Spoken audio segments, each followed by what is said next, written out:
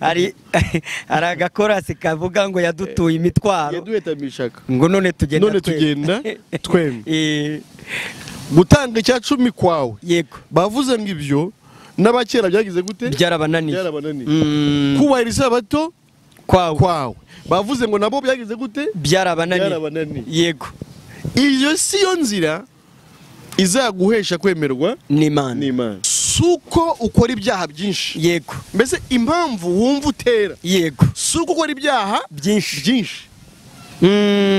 suko wananiranye yego suko udashobotse yewe uranagerageza turabizi ko unagerageza ahubwo nuko utigeze wizera Yesu ibindi byose ushakiramo kuzajya mu ijuru ushakiramo agakiza bitari ubuntu bw'Imana n'inzaduka kuko Petero ni uri kwivugira ngo nanjye nta kindi nizeye ko kizangiza n'ubuntu nabandi nibwo buzabakiza ibikubiye mu iyo kamere y'icyaha byose byagiye kuri Yesu noneho arabihanirwa mu mwuzuro Imana nk'umucamanza utabera idekarara ko umunyabyaha ahanwe hanyuma ubwo Yesu yazukiye kugira ngo atugire abakiranutsi imbere y'Imana aturangirije igihano ahubwo atwambitse ubutungane bwe butagira inenge nawe tugira ngo tubwire ngo nta yindi nzira ihari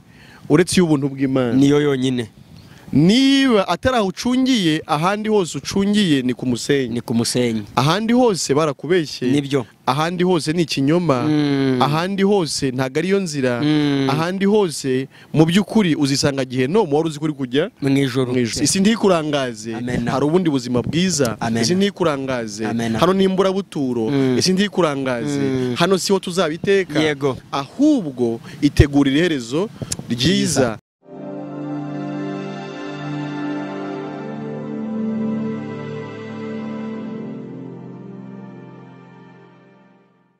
turabasuhuje abakunzi b'ibiganiro by'ubutumwa bwiza dutanga kuri channel Ijurunterikorerwa TV ndetse no ku zindi mbuga dukoreraho nka TikTok nka Instagram nka Facebook naho ushizemo Ijurunterikorerwa TV watubona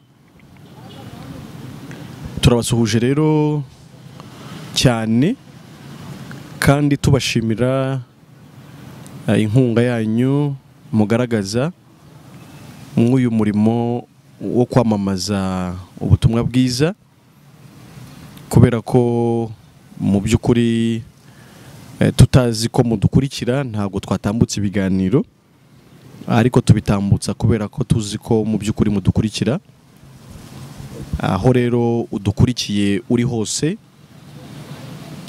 ku isi turagusuhuje mu by'ukuri tukwifuriza kugubwa neza ariko kugubwa neza bishoboka gusa muri Kristo Yesu nge rero uri kuvuga nitwa Emile&Mugisha nkaba ndi umwana w'Imana mbikesha kwizera Yesu Kristo we wankuyeho urubanza rw'ibyaha akangira umukiranutsi bityo nkemererwa kubana n'Imana nkiri mu isi ariko nkazanabana nayo mu ijuru mu buryo bw'iteka ryose ndi kumwe na mwene data nawe ngira ngo abasuhuze kandi anabibwire ku batamuzi hanyuma twinjire mu kiganiro cyacu ariko twamaze kumenyana karibu mwene data urakoze muvandimwe nanjye ndabasuhuje abakunzi bacu abakunzi b'ikiganiro binyura ku Ijurunterikorerwa TV ariko ndasuhuza n'abandi bose bazakurikirana iki kiganiro amazina ni Musabyimana Yosefu Mugisha ariko ndakijijwe yego nakijijwe n'umwami wanjye Yesu Kristo nkijijwe n'ubuntu bwe kubwo kumwizera namenye amakuru yuko nakuweho urubanza rw'ibyaha n'amaraso ya Kristo Yesu, kubera ko igihano cy'ibyaha nari nkwiriye guhanwa Yesu Kristo aricyo yahanwe, nuko nanjye muri we ndonka ubugingo buhoraho mbikesheje kumwizera. Imana ishimwe rero ko iduhaye kuganira n'abakunzi bacu, kandi mbishimiye Imana ko iduhaye aka kanya turakomeza kuganira. Amen. Amen. Imana nibyo ishimwe ko iduhaye ubu buryo bwiza bwo kuganira n'abakurikira ibiganiro byacu. Yego. Ariko reka mvuge ko n'ubundi abantu basanzwe bagira ibyo bakurikira bitandukanye. Yego. Ku mbuga nkoranyambaga cyane. Ariko hari ikiba kiruta ibindi. Yego, yego. Hari ikiba kiruta ibindi. Mu by'ukuri hari benshi bavuga ijambo ry'Imana. Yego. Bafite n'izo mbuga nabo bakoreraho. Yego. Ariko hari umwihariko ku muntu uri gukurikira channel Ijuru ntirikorerwa TV. Cyane rwose, cyane. Umwihariko urahari. Umwihariko urahari. Nta n'uwabura kuvuga ko yahisemo neza. No guhitamo ahubwo ibya mbere. Yahisemo ibya mbere. Ibiruta ibindi. Ibiruta ibindi. Kuba mu isi uzi neza ko uzajya mu ijuru. Yego. Ibi bintu birakomeye. Birakomeye cyane. Urumva nta n'ikindi gihari wanabigereranya nacyo, ahubwo navuga ko umuntu wese ukurikirana iki kiganiro ni icya mbere kikanikurikira. Nibyo. Ariko no kubamaze kuribona. Yego. Ntekereza ko aba ari umunezero gukomeza nanone kumva amakuru meza. Yego. Y'uburyo nyine Imana yatanze ijuru ku buntu biciye muri Kristo. Yego. Ni umunezero wiyongera ku wundi baba basanganywe. Cyane rwose. Cyane. Ntabwo rero birambirana. Ari n'uwamaze kwizera ubutumwa bwiza bw'ubuntu bw'Imana, mu by'ukuri nawe arakomeza akaryoherwa. Nibyo. Arakomeza akaryoherwa. Niyo mpamvu rero tuzi ko dukurikiwe n'ingeri zose. Yego. Abamaze kuba bakiranutsi ku Mana bakaba batunze ijuru. Yego. Ariko n'abatari baba bakiranutsi ku Mana bifuza kumenya uko bajya mu ijuru. Nabo nzi neza ko badukurikiye cyane. Mu by'ukuri igituma abantu baba mu rujijo kandi bakaba mu rujijo bitwa abakristo. Yego. Ni uburyo bakwigisha bakakubwira ibya Yesu. Yego.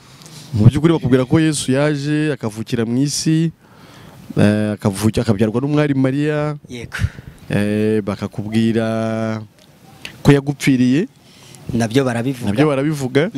Ndetse ko yazutse ku munsi wa gatatu, ko yasubiye mu ijuru. Yego. Ko azagaruka gutwara itorero cyangwa se abamwizeye. Yego. Ibyo ahantu henshi barabyigisha.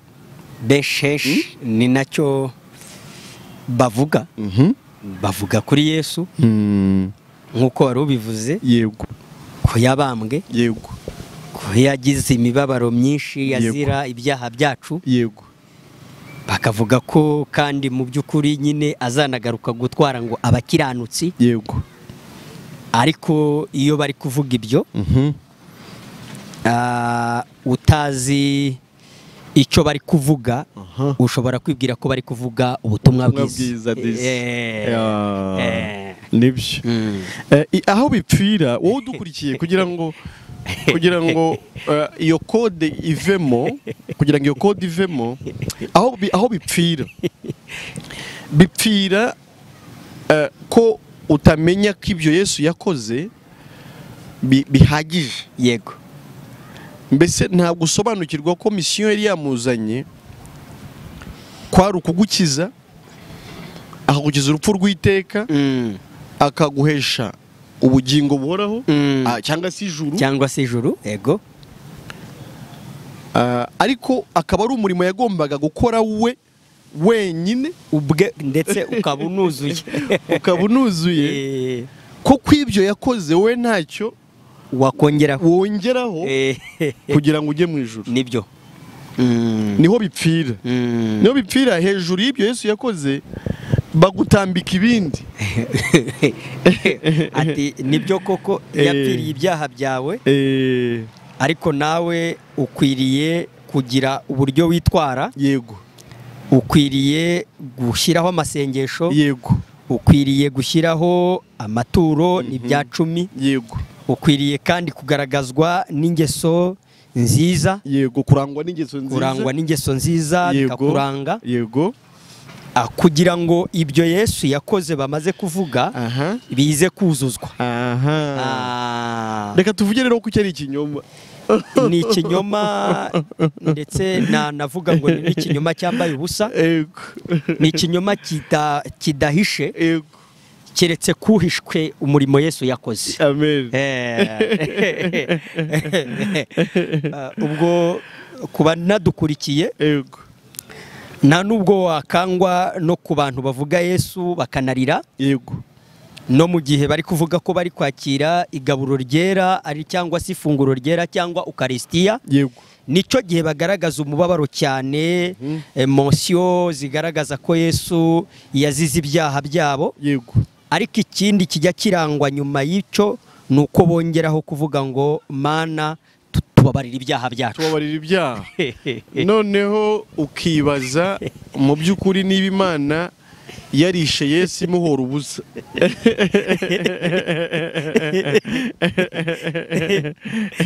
Ubwo nicyo wahita wibaza ubwo nyine urwo rupfu rwa Yesu rwari rugamije iki?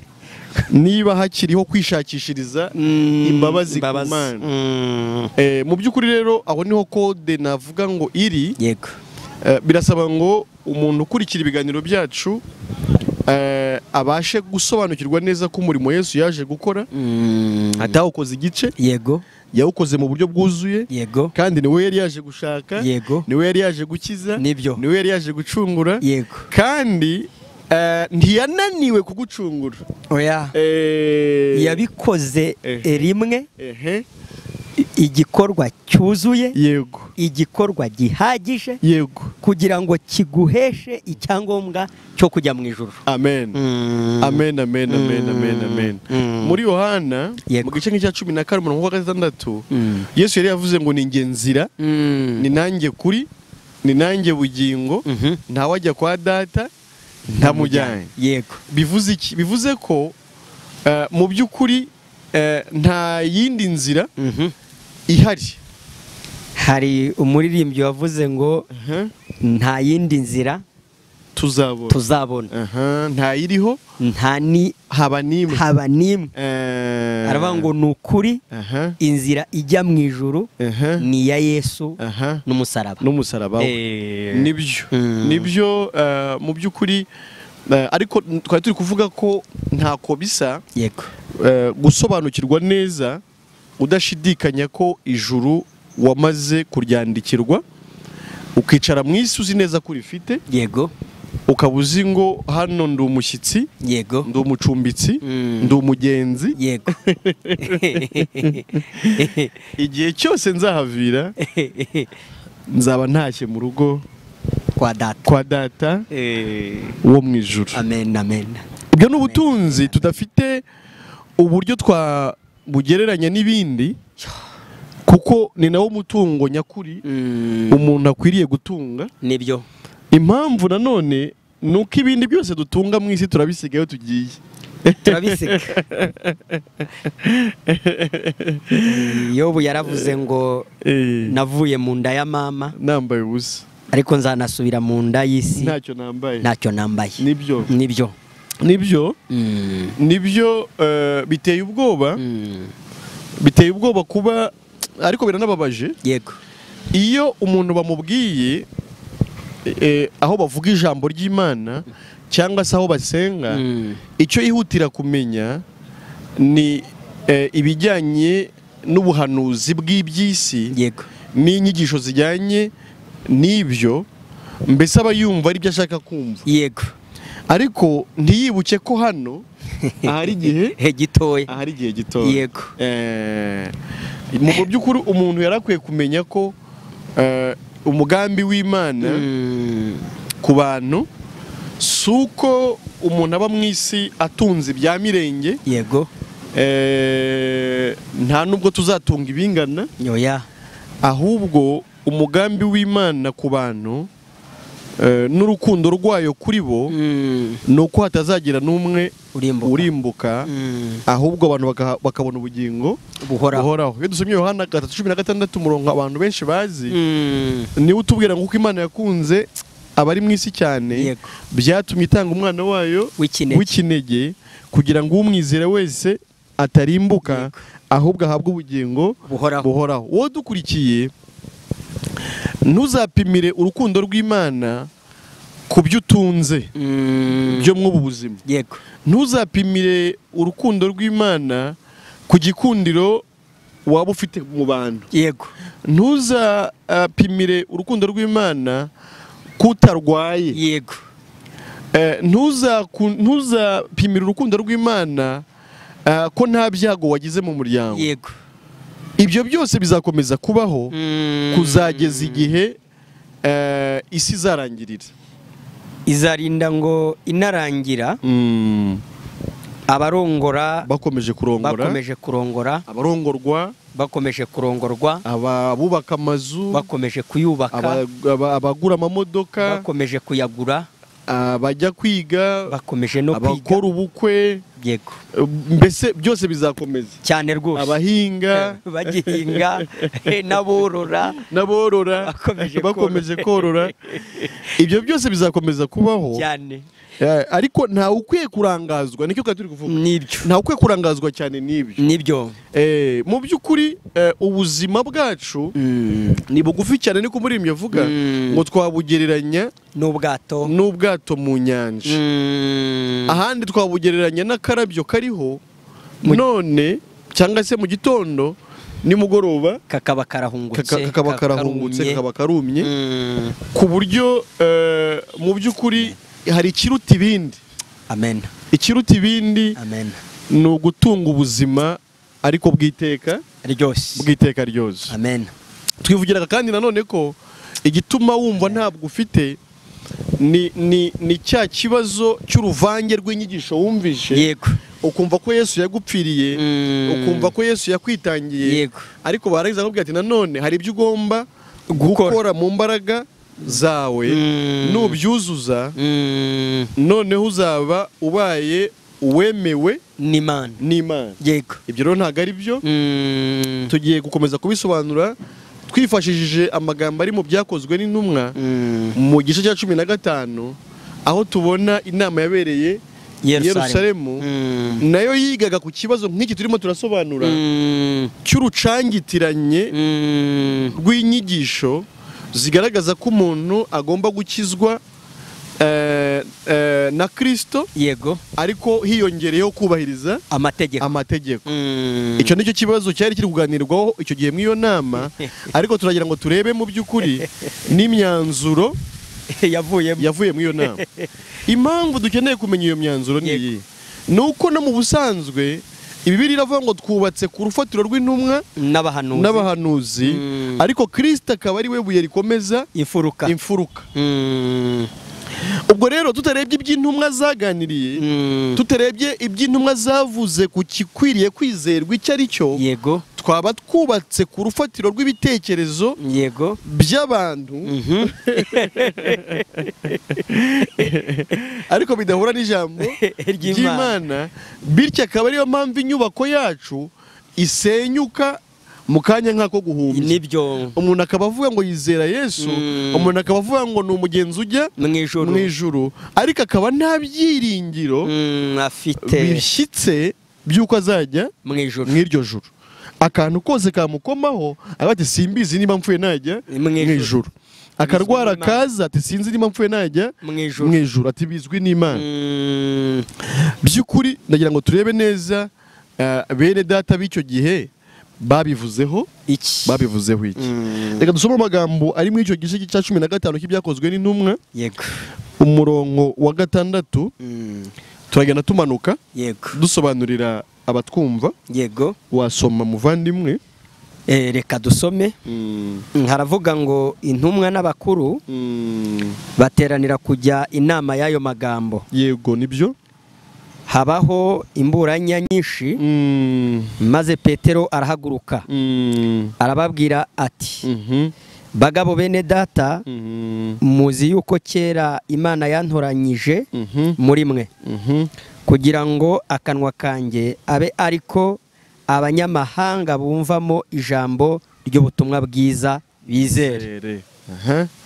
Imana irondora imitima y'abantu yarabahamije ubwo yabahaye umwuka wera nk'uko yamuduhaye natwe ntiyashyiraho itandukaniro ryacu nabo ahubwo yogesheje imitima yabo kwizera. Nuko niki gitumye mugerageza Imana mwikoreza abigishwa imitwaro basogokuruza batashoboye kwikorera ndetse natwe ni uko ahubwo twizera yuko ubuntu bw'umwami Yesu ari bwo buzadukiza nk'uko nabo bazakizwa nabwo. Amen. Ushaka twanarekera kuwo murongo wa 11 yego twahereye kwa 6 dusoreje kuri 11 niki gituma mwikoreza abigishwa imitwaro basogokuruza batashoboye kwikorera natwe ba Petero yego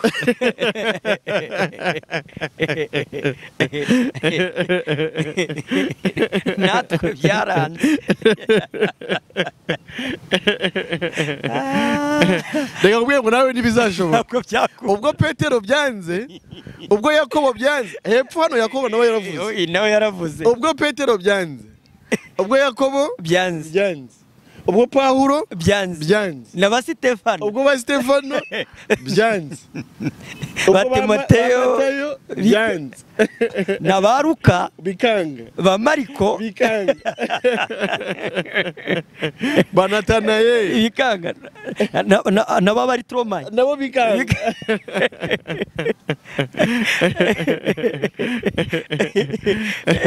ariko si ibyo gusa bakavuga ngo n'abatubanjirije basogo kuruza nabo ikijyanye no kubahiriza amategeko ngo byaranze y'Imana byaranze yego iyo mitwaro yatunaniye iyo mitwaro yananiye intumwa yego iyo mitwaro yananiye n'abahanuzi ba kera yego iyo mitwaro yananiye abisirayeli yego iyo batashoboye kwikorera gukozaho n'umutwe w'urutoki wowe wumva uzayishoboza iki mu yandi magambo hano bashaka gutanga umucyo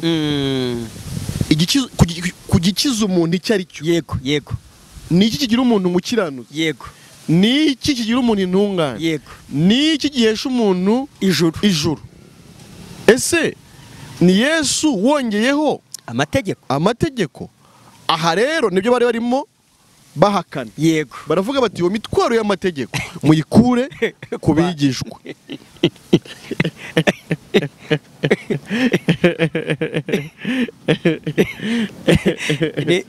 hari agakorasi kavuga ngo yadutuye imitwaro yaduhetamishaka ngo none tugenda twembi gutanga icya 10 kwawe yego bavuze ngo ibyo n'abakera byagize gute byarabananiye kubahiriza abato kwawe bavuze ngo nabo byagize gute byarabananiye yego iyo si yo nzira izaguhesha kwemerwa n'Imana muvande yego Petero yavuze ko ari iki kizakiza abanyamahanga bumva ubutumwa bwiza yavuze ko ari iki kizabakiza Petero yavuze ko Imana yogesheje imitima yabo kwizera buretse gatoya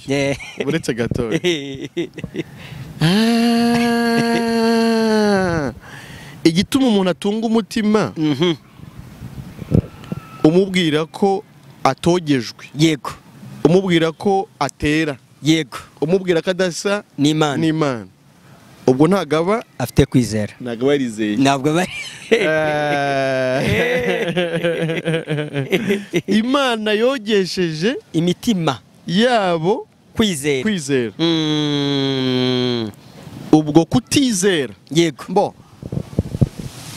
batwumve neza badukurikiye, yego, suko ukora ibyaha byinshi, yego, mbese impamvu wumva utera, yego, suko ukora ibyaha byinshi, suko wananiranye, yego, suko udashobotse, yewe uranagerageza, turabizi ko unagerageza, ahubwo nuko utigeze wizera Yesu.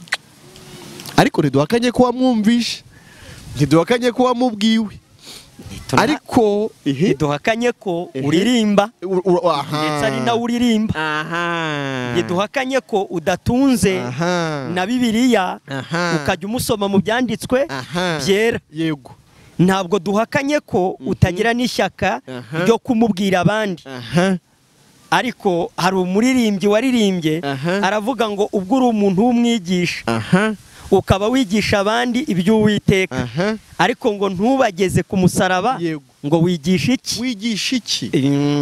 No kwizeraga bakubwiye ko wizeye, ariko si ubwo wizeye iki niba umutima wawe utera? Uwizeye agomba kugira umutima wera. Imana yogesheje, umuririmbyi nkunda aravuze ngo wogejwe na Yesu, watunganijwe n'amaraso. Hari ubwo yakuhagije amaraso ye, ngo mbese imyambaro yawe irera. Kwera rero guturuka mu kwizera Yesu, nibyo, ntabwo guturuka mu mico n'imyifatire, oya, ntibituruka mu buhamya ku icaci bagutangira, yego, ntabwo guturuka kushyitsa byose ku itorero, yego, ntabwo bituruka ko mu misanzu ya korari ubu wa mbere uri indakemwa, yego, ahubwo Imana ngo yogeje imitima yabo yogesheje kwizera. Amen. Kutizera nibyo bituma umuntu agira umutima umucira urubanza, nibyo bituma umuntu iteka yumva atizeye niba apfuye yajya mu ijuru. Nyamara urupfu rwo rukaba rugomba kuza uko byamera kose. Ni kire ya buri muntu wese wisanze kuri iyi si. Ni ikintu umuntu atakwegezayo, ni ikintu umuntu adafite n'inzira yacamo ngo agihunge. Noneho rero kuba uzi ko ruzaza ariko ukaba utazi neza ko niruza uzajya mu ijuru, navuga ngo ni akaga karuta akandi. Binateye ubwoba, yego, kuba umuntu uvuga ko azi Yesu, yego, ari we muntu ufite ubwoba mu mutima, yego, adashobora kugira icyizere cy'uko apfuye yajya mu ijuru. Ari igihe unabaza n'umuntu munahuye ari kuvuga ngo Yesu, yego mwene data, wamubaza ati ubu ngubu nka none aho upfuye wajya mu ijuru? Hari ugusubiza ati bizwi n'Imana nk'uko twabivuze, hari n'ugusubiza ati nanone bizaterwa n'uko nzaba naramutse, hari n'ugusubiza tuti buriya wenda Imana izampa igihe cyo kwitegura, ubwo abavuze wenda kurwara, akarwara iminsi akabona uko yiyeza, abapasiteri bakamugeraho, abahanuzi bakamugeraho, akavuga ibyaha bye, ibyo akabyita ko Imana izaba iri kumuha igihe cyo kwitegura kugira ngo asabe imbabazi.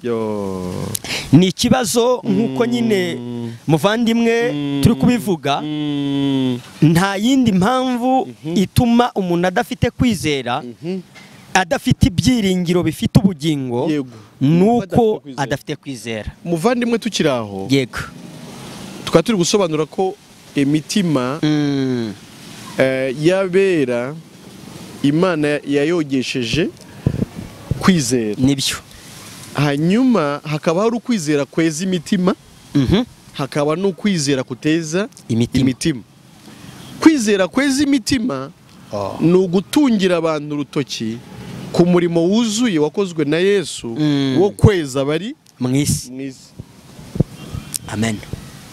Byukuri twese twakoze ibyaha. Nukuri reka tubwizanye ukuri, kuko hari igihe umuntu areba nk'umuyobozi we mu icaci akavuga ati ahari we wasanga nta cyaha ajya akora. Wareba dirija wawe cyangwa dirijante wa korari, wareba umuhanuzi ukavuga ati we wasanga hari icyandusha. Yego. Ariko imbere y'Imana siko bimeze. Kuko na Petero yavuze ngo ku kijyanye n'amategeko twarananiwe. Twese ese yavuze gutya abavuze iki ubwo muvandimwe? Ubwo yavuze gutyo abavuze ko ku kigendanye n'amategeko, ubundi buriya abavuze ko twese byagaragaje ko twavutse turi abanyabyaha. Nicyo abavuze. Abavuze ngo twipimiye ku gipimo cy'amategeko y'Imana. Ari Petero, ari Pawulo, ari Aburahamu, ari Dawidi, ari Abeli, mbese umuntu uwo ari we wese watekereza. Yego. Wakwita intwari mu babayeho. Ari Daniyeli, ari Yosefu, ari Yeremiya, Shadraka, ari Yesaya, mbese ba Ezekiyeli, ba Hoseya, abo ngabo umuhanuzi witwa Gadi, ba Mika bose, ba Mose, ba Yona, kuko yavuze ngo nabasogo kuruza. Ntago ari wowe rero wananiranye. Abo bose Petero yavuze ngo iyo mitwaro y'amategeko twese yagize gute? Yaratunaniye. Si wowe wenyine rero watsinzwe. Si wowe wenyine utarashoboye gutunganira Imana bijyanye no kunoza ingeso. Abantu bose bari mu gatebo kamwe, bose bakoze ibyaha ntibashyikira ubwiza bw'Imana. Ariko impamvu nuko aho dukomoka hafite ikibazo. Nibyo. Nta n'uwakwishimira kuba mu byaha, ahubwo dufite ikibazo, dufite virusi. Nibyo. Ku buryo iyo witondeye yose ugasitara kuri rimwe uba wayishe yose. Yakobo 2:10 nuko avuga. Bityo rero imbere y'Imana ku mategeko twese twagize gute? Twaratsinzwe.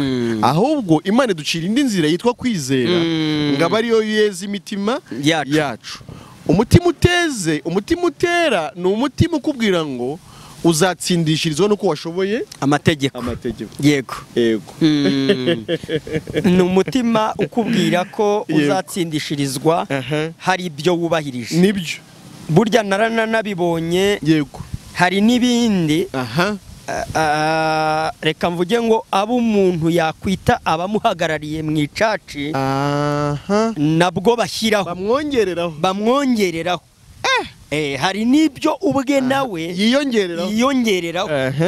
Noneho akumva ko ibyo ari byo byose nagerageza kubikora ibyo ari by'Imana izabasha kureba bikamuhesha kwemerwa imbere yayo. Noneze nk'urugero, ubona nk'abantu bajya nko mu gusenga mu myobo, mu buvumo, mu mashyamba, mu mazi. Burya ni ibindi bintu bongera kwiyongerera, ndetse bakumva rimwe na rimwe nibatabikora biraza kubatera ikibazo imbere y'Imana. Nibyo. Bakumva ubwo ntagishobora ibi naraguye. Kandi ikindi ubwo Petero yavuze ko iyo mitwaro basogokuruza batayishoboye, natwe ikatunanira. Ubundi biranagaragaza ko iyo mitwaro, ayo mategeko n'impamvu Imana yari nanayatanze kwari ukugira ngo akanwa kose kazibwe, kandi ngo n'abari mu isi bose batsindwe n'urubanza imbere y'Imana. Nibyo. Kuko imbere yayo niko iryo jambo rikomeza rivuga, ari nta muntu uzatsindishirizwa n'imirimo itegetswe n'amategeko. Noneho hano yavuze rero iki? Yego. Ugusobanura uburyo Imana yejejeje imitima yabo kwizera. Ku murongo uri hejuru, Imana yari yabahamije ubwo yabahaye umwuka wera, nk'uko natwe yamuduhaye, ntiyashyiramo itandukaniro hagati yacu nabo. Kwizera kwacu no kwizera kwa ba Petero bira ni kimwe wanya ijana ku ijana tunakuraho iki ngiki cyo gutekereza ngo idini yanjye ni nziza kurusha iriya ubwo nsengera mu icaci nziza twe twubahiriza ibi n'ibi bityo ngewe ndi hafi y'ubwami bw'Imana. Oya, kwizera ni kumwe, ukwa Petero n'ukwa Pawulo n'ukwa Emile n'ukwa Mugisha ni kimwe kandi uko kwizera nawe ni kusabwa kugira hadashingiye ku icacu uteraniramo. Nibyo ukicara uzi neza ngo mfite ijuru ariko ndikesha kwizera ntarikesha ikindi kintu cyari cyo cyose.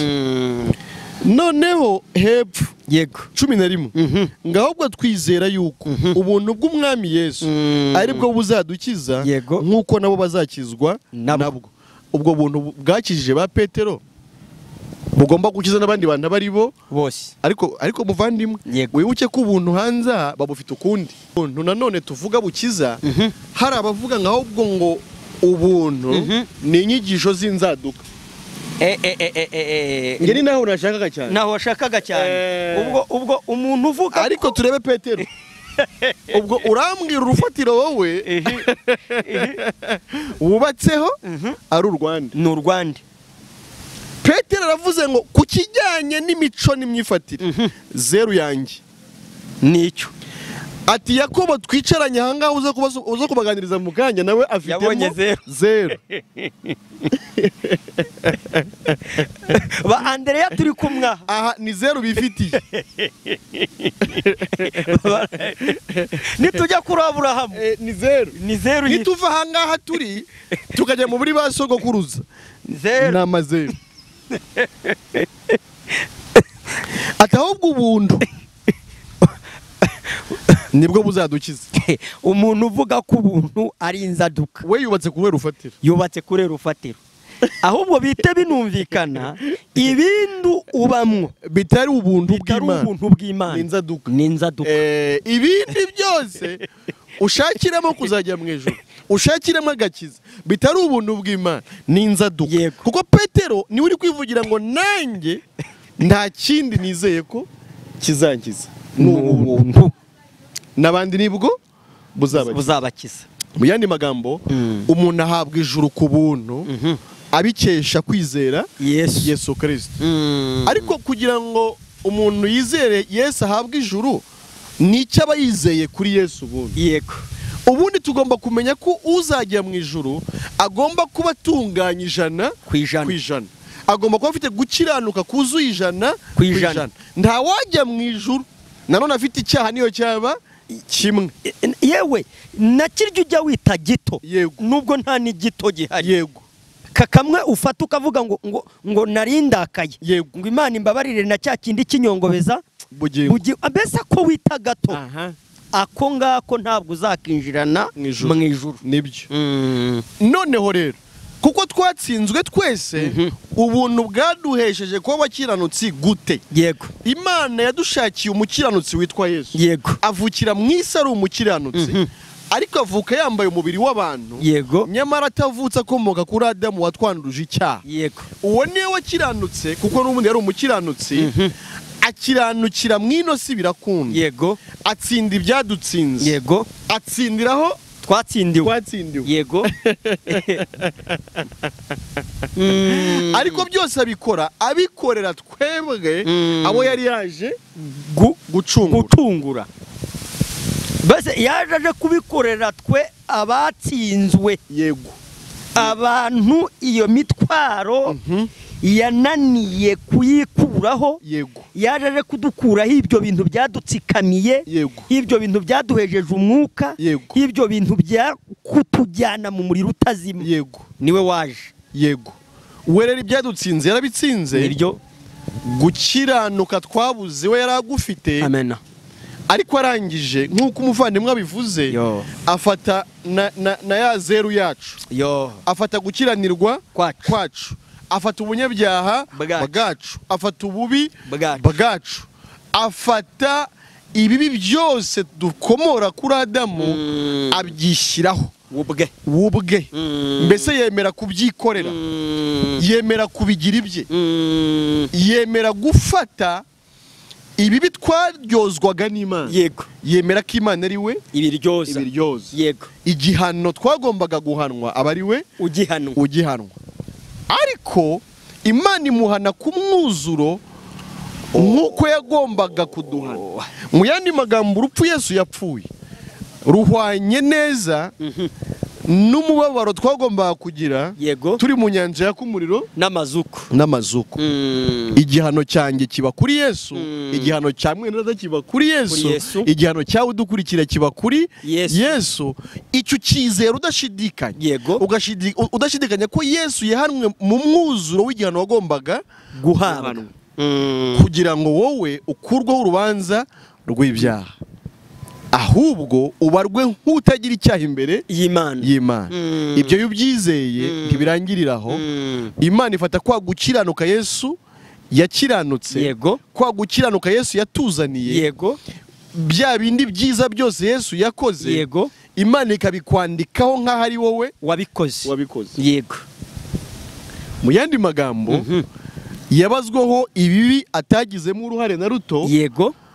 Ndetse ahabwa n'igihano cy'ibyo bibi. Yego. Ariko kwari ukugira ngo nawe ubarwaho ibyiza utagizemo uruhari, ariko uhabwe n'igihembo cy'ibyo utakoreye. Bwa buntu nubwo. Ngubwo buntu. Bwa buntu nubwo. Ngubwo. N'ubuntu budakuraho ubutabera bw'Imana. Nibyo. Kuki budakuraho ubutabera bw'Imana? Nuko n'igihano cy'umunyabyaha Yesu yagihawe. Sibyo? Nibyo. Ntago Imana yatugize abakiranutsi yirengagije ko twavukanye kamere y'icyaha. Oya, ahubwo ibikubiye mu iyo kamere y'icyaha byose byagiye kuri Yesu. Noneho arabihanirwa mu mwuzuro. Imana nk'umucamanza utabera idekarara ko umunyabyaha ahanwe, hanyuma ubwo Yesu yazukiye kugira ngo atugire abakiranutsi imbere y'Imana, aturangirije igihano, ahubwo atwambitse ubutungane bwe butagira inenge. Umunyabyaha n'ibyo byose byibagiriwe mu mva yande ya Yesu Kristo. Amen. Ngubwo ubuntu si ubusa, ubuntu burimo ikiguzi, ariko cyatanzwe n'undi utari wowe, kuko ari nawe wari ushoboye kugitanga. Nibyo. Byitwa ubuntu rero, ariko si vide. Byitwa ubuntu ariko si ubusa. Nibyo. Ni ubuntu ariko burimo ikiguzi cyatanzwe n'undi. Uwizeye Yesu ahinduka umukiranutsi byuzuye, ariko gukiranuka kwakorewe n'undi. Gukiranuka twazaniwe n'undi wari ushoboye gukiranuka kubera ko ari n'umukiranutsi. Nibyo. Ubwo iyo tuvuze ko kujya mu ijuru ari ubuntu, yego, ntituba tuvuze ko nta cyakozwe. Yego. Tuba tuvuze ko ahubwo ibyo twagombaga gukora bidashoboka, hari uwabikoze bigashoboka. Amen. Ubwo byitwa ko ridakorerwa, ariko nuko twe tutari gushobora gukora. Hari uwakoze. Niyo mpamvu muri Matayo igice cyaho cya 20 nko ku murongo wa 28 hari ijambo rivuga ngo kuko umwana w'umuntu ataje gukorerwa, ahubwo yaje gukorera abandi no gutanga ubugingo bwe kuba incungu ya benshi. Amen. Ubwo rero hari uwakoze, ariko akorera kugira ngo duhererwe ubuntu. Nibyo. Uwo nanjye ndamushimiye, niwe nzajya nirata, nta wundi wo kwiratwa, nta wundi. Urabona na Petero avuga ati nanjye byarananiye, reka rero twirate Yesu, twamamaze Yesu. Abantu be kuvuga ibyabo, bavuga uburyo ngo basenga cyane, bavuga uburyo batura neza, bavuga uburyo bahanura, bavuga uburyo bigisha, ahubwo twirate Yesu wakoze ibyo twasabwaga kugira ngo duhererwe ijuru mu byo Yesu yagize ute yakoze. Ngira ngo uwashaka yanasoreza. Yego. Uwo dukurikira nawe tugira ngo tubwire ngo nta yindi nzira ihari uretse y'ubuntu bw'Imana. Niyo yonyine. Niba ataraho ucungiye, ahandi hose ucungiye ni ku musenyi. Ahandi hose barakubeshye. Nibyo. Ahandi hose ni ikinyoma. Ahandi hose ntago ariyo nzira. Ahandi hose mu by'ukuri uzisanga gihenomu wari uzi kuri kujya mu ijuru. Ariko uyu munsi ni wumva ijwi ry'Imana, we kwinangira umutima, ahubwo wizere. Yego. nawe ubona ubwiza bw'Imana. Yego rwose. Ahubwo wizere ubwo buntu nawe tuzabane mu bwami bwo mu ijuru. Nta fuhe dufite. Ntari hari. Ahubwo turahamagara ngo nawe witabe kugira ngo tubane mu rugo rw'Imana. Nibyo. Turi mu isi ariko nitunayivaho tuzitahira iwacu mu ijuru. Kubera ko mu isi n'ubundi mu buryo bw'umwuka iyo wizeye Kristo ijuru burifite. Kuko reko bavuze ngo yabahaye umwuka nk'uko natwe yamuduhaye. Nibyo. Uwo mwuka w'ubumana rero umuntu yakira umugira umwe nayo. Yego. N'ubundi utuma aba ari mu isi ariko n'ubundi ari no mu ijuru mu buryo bw'umwuka. Nibyo. Ariko no mu buryo nanone bufatika tukazabana mu ijuru aho tuzaba tureba umwami wacu watubambiwe twishimanye nawe imbona nkubone kandi mu buryo bw'iteka ryose. Isi ntikurangaze, hari ubundi buzima bwiza. Isi ntikurangaze, hano nimbura buturo. Isi ntikurangaze, hano siho tuzabiteka. Ahubwo itegurira iherezo ryiza tuzabane iwacu mu ijuru, ahataba amarira, ahataba ibyago, ahataba ubukene, ahataba uburwayi, ahataba gusuhuza umutima, ahabera bahora bishimye iteka ryose. Amen. Ngira ngo twasoza. Amahoro y'Imana abe kubizira Yesu Kristo n'iteka ryose. Amen. Amina.